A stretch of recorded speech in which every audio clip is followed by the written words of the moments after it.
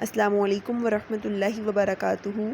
بسم اللہ الرحمن الرحیم۔ آج ہم حضرت اسماعیل علیہ السلام کا واقعہ دیکھیں گے۔ حضرت اسماعیل علیہ السلام جو کہ حضرت ابراہیم علیہ السلام کے بیٹے اور حضرت حاجرہ رضی اللہ تعالیٰ عنہ کے وطن سے ہیں۔ جب حضرت اسماعیل علیہ السلام ابھی بہت چھوٹے ہی تھے تو اللہ تعالیٰ کے حکم سے ان کے والد یعنی کہ حضرت ابراہیم علیہ السلام ان کو اور ان کی والدہ کو ایک وادی غیر ذی زرع پر چھوڑائے جہاں پہ کہ آج مکہ مکرمہ آباد ہے۔ تب اس زمانے میں وہاں پہ کوئی انسانی آبادی نہیں تھی اور نہ ہی تب وہاں پانی دستیاب تھا۔ وہ انہیں ایک تھیلے میں کچھ کھجوریں اور مشکیزے میں پانی دے کر واپس چل دیے۔ تو حضرت حاجرہ رضی اللہ تعالیٰ عنہ نے پوچھا، کیا یہ اللہ تعالیٰ کا حکم ہے؟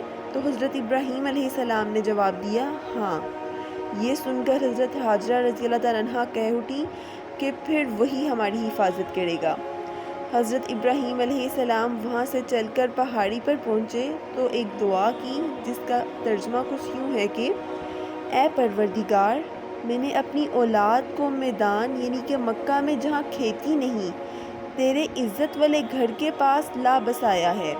اے پروردگار، تاکہ یہ نماز پڑھے تو لوگوں کے دلوں میں ایسا کر دے کہ ان کی طرف جھکے رہیں اور ان کو میووں سے روزی دے تاکہ وہ تیرا شکر ادا کرے۔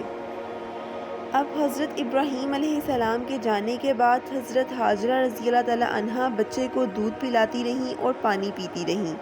جب پانی ختم ہو گیا تو ماں اور بچے کا پیاس سے برا حال ہونے لگا۔ بچے کو لٹا کر حضرت حاجرہ رضی اللہ تعالیٰ عنہ نے صفا اور مروہ کے 7 چکر لگائے۔ صفا اور مروہ یہ وہی پہاڑیاں ہیں جہاں پر کہ اب جو بھی عمرہ کرنے کے لیے جاتا ہے تو صفا اور مروہ کے درمیان 7 چکر لگاتے ہیں اور اس کو سعی کہتے ہیں ہم۔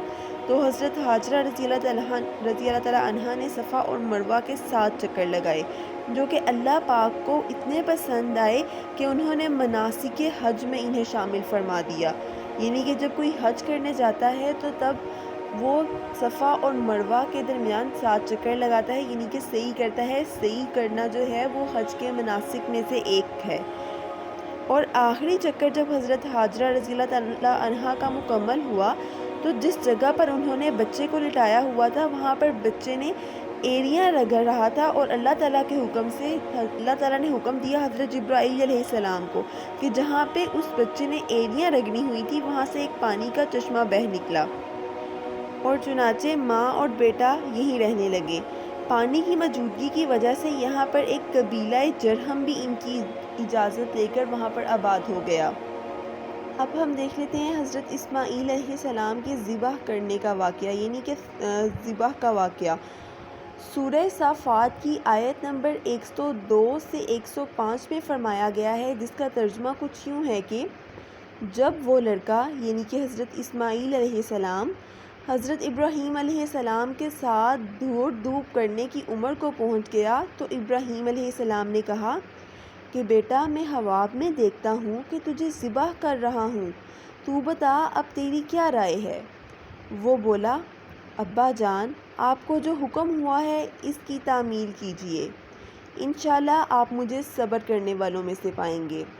پھر جب دونوں آمادہ ہو گئے تو باپ نے بیٹے کو ماتھے کے بل گرایا اور ہم نے آواز دی، یعنی کہ اللہ تعالیٰ نے آواز دی، اے ابراہیم علیہ السلام، واقعی تو نے خواب سچ کر دکھایا، اب ہم تجھے بڑے مراتب دیں گے، نیکوکاروں کو ہم ایسا ہی صلہ دیا کرتے ہیں۔ حدیث شریف میں آتا ہے کہ جنت سے ایک دمبا بھیجا گیا جسے حضرت ابراہیم علیہ السلام نے بیٹے کے فدیے میں ذبح کیا۔ قربانی کی یہ رسم اللہ تعالیٰ نے حضرت اسماعیل علیہ السلام کی یاد کے طور پر قیامت تک قائم کر دی۔ جیسا کہ ہم عید الاضحیٰ کے موقع پر سنت ابراہیمی کا انجام دیتے ہیں، قربانی کرتے ہیں ہم سب، تو یہ سنت ابراہیمی ہے جو ہم عید الاضحیٰ کے موقع پر قربانی کرتے ہیں۔ اب ہم دیکھ لیتے ہیں حضرت اسماعیل علیہ السلام کی شادی۔ حضرت اسماعیل علیہ السلام جوان ہوئے تو قبیلہ جرہم میں ان کی شادی ہوئی۔ اب یہ قبیلہ جرہم وہی ہے جہاں پہ جب حضرت حاجرہ رضی اللہ تعالیٰ عنہ اور حضرت اسماعیل علیہ السلام کو جس ویران بستی میں مکہ کی بستی میں چھوڑ کر حضرت ابراہیم علیہ السلام چلے گئے تھے، اور جب وہاں سے پانی کا چشمہ نکلا تھا تو اس جگہ پہ آ کے پھر ان کے پاس جو قبیلہ آباد ہوا تھا وہ قبیلہ جرہم تھا۔ تو اب حضرت اسماعیل علیہ السلام جب جوان ہوئے تو ان کی شادی اب کہاں ہوئی ہے؟ قبیلہ جرہم میں ان کی شادی ہوئی۔ حضرت حاجرہ رضی اللہ تعالیٰ عنہا کی وفات کے بعد حضرت ابراہیم علیہ السلام حضرت اسماعیل علیہ السلام کو دیکھنے ان کے گھر گئے تو صرف وہاں پہ ان کی بہو موجود تھی، جس نے بتایا کہ روزی کی تلاش میں حضرت اسماعیل علیہ السلام باہر گئے ہیں۔ تو حضرت ابراہیم علیہ السلام نے پوچھا کہ آپ کا گزران کیسے ہوتا ہے؟ تو کہنے لگیں بہت تنگی سے گزرتی ہے۔ حضرت ابراہیم علیہ السلام نے کہا اپنے خاوند کو میرا سلام کہنا اور پیغام دینا کہ اپنی چوکھٹ بدل دو۔ جب حضرت اسماعیل علیہ السلام آئے تو اس نے یہ گفتگو دہرائی۔ یہ سن کر انہوں نے کہا کہ میرے والد تھے، وہ میرے والد تھے، انہوں نے مجھے حکم دیا ہے کہ میں تمہیں چھوڑ دوں۔ چنانچہ انہوں نے اسے طلاق دی، یعنی کہ اپنی بیوی کو طلاق دی اور اسی قبیلے کی دوسری عورت سے شادی کر لی۔ دوسری دفعہ حضرت ابراہیم علیہ السلام آئے تو پھر وہی ہوا۔ اب کی بار بہو نے کہا ہم بہت خیر و خوبی کے ساتھ خوشگوار زندگی گزارتے ہیں۔ تو آپ علیہ السلام نے یعنی کہ حضرت ابراہیم علیہ السلام نے پوچھا کیا کھاتے ہو، کیا پیتے ہو؟ تو کہنے لگیں گوشت، پانی۔ آپ علیہ السلام نے دعا دی کہ یا اللہ ان کے گوشت پانی میں برکت دے، اور یہ پیغام دے کر لوٹ گئے کہ اپنے خاوند سے کہنا اپنی چوکھٹ مضبوط رکھنا۔ تیسری بار تشریف آوری ہوئی یعنی کہ جب حضرت ابراہیم علیہ السلام حضرت اسماعیل علیہ السلام کے گھر تیسری بار آئے تو حضرت اسماعیل علیہ السلام کے ساتھ مل کر خانہ کعبہ کی تعمیر میں لگ گئے۔ جب دیواریں بلند ہوئیں تو حضرت اسماعیل علیہ السلام ایک پتھر اٹھا لائے۔ حضرت ابراہیم علیہ السلام اس پر کھڑے ہو کر دیوار اٹھاتے رہے، اور یہ پتھر آج بھی محفوظ ہے اور اسے مقام ابراہیم سے پہچانا جاتا ہے۔ جب بھی کوئی عمرہ کرنے کے لیے جاتا ہے تو مسجد میں بیت اللہ میں جب ہم طواف کر رہے ہوتے ہیں تو وہاں پہ جو مقام ابراہیم ہے اس کے پیچھے 2 رکعت واجب الطواف ادا کرتے ہیں۔ کہا جاتا ہے کہ خانہ کعبہ کی تعمیر ذی القعدہ میں شروع ہوئی اور ذی الحجہ میں تقریباً 1 ماہ کے عرصے میں اس کی تعمیر مکمل ہوئی۔ قرآن مجید میں ایک آیت ہے جس کا ترجمہ کچھ یوں ہے کہ اس وقت کو یاد کرو جب ابراہیم علیہ السلام اور اسماعیل علیہ السلام دیواروں کو اٹھا رہے تھے اور دونوں کہتے تھے اے پروردگار ہم سے قبول فرما، بے شک تو سننے والا جاننے والا ہے۔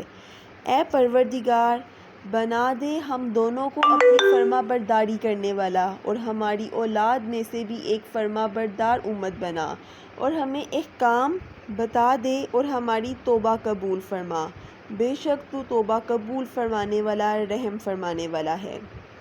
اس کے بعد اسی جگہ حضرت ابراہیم علیہ السلام نے ایک دعا فرمائی جس دعا کا ترجمہ کچھ یوں ہے کہ اے ہمارے رب ان ہی میں سے ایک رسول بھیج جو ان پر تیری آیات کی تلاوت فرمائے، انہیں کتاب اور حکمت سکھائے اور ان کو پاکیزہ کرے۔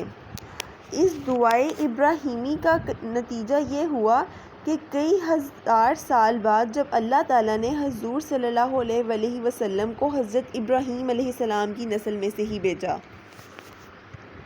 حضرت اسماعیل علیہ السلام نے اپنی پوری زندگی مکہ معظمہ میں گزاری اور آپ نے 137 ایئرز عمر پائی اور اپنی والدہ حاجرہ رضی اللہ تعالیٰ عنہا کے پہلو میں دفن کیے گئے۔ اب ہم نے حضرت اسماعیل علیہ السلام کا جو واقعہ دیکھا ہے، اس سے ہمیں جو اسباق ملتے ہیں ان اسباق کی طرف ذرا روشنی ڈال لیتے ہیں۔ پہلا سبق جو ہمیں ملتا ہے وہ ہے اطاعت الہی۔ اس قصے سے ہمیں اطاعت الہی کا سبق ملتا ہے۔ آپ علیہ السلام کے والد گرامی نے جب آپ علیہ السلام کو قربانی کی طرف بلایا تو حضرت اسماعیل علیہ السلام نے جواب دیا کہ ابا جان جو آپ کو حکم ہوا ہے وہی کیجئے، یعنی اللہ تبارک تعالیٰ کے سامنے بغیر کسی حیل و حجت کے سر جھکا دیا۔ اور دوسرا سبق کیا ملتا ہے؟ صبر کا، استقامت کا۔ آپ علیہ السلام کو جب قربانی کی طرف بلایا گیا تو آپ علیہ السلام نے اسے دل و جان سے قبول فرمایا۔